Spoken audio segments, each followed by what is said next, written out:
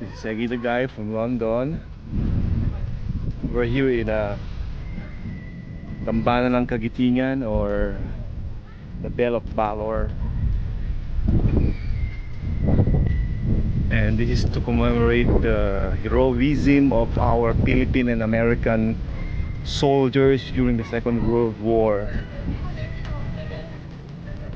Instead of surrendering, they died fighting for the freedom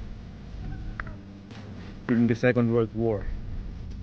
So this is a nice way of showing them our support. So literally around here, that's the Philippine flag, and I think it's the different division during that time. The USAFE, I think it's the US Army.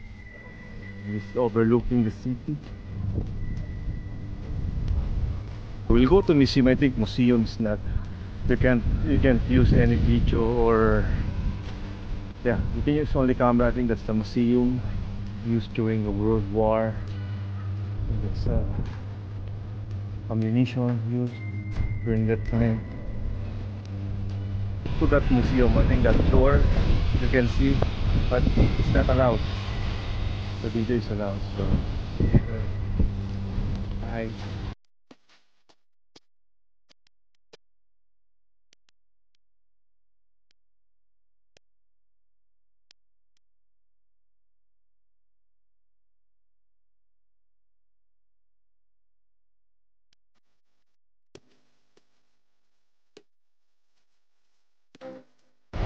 just came out from the museum, and videos are not allowed, so we are here outside.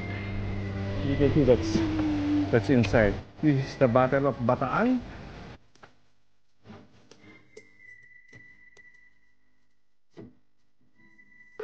Ayan, nakita ko yun, no?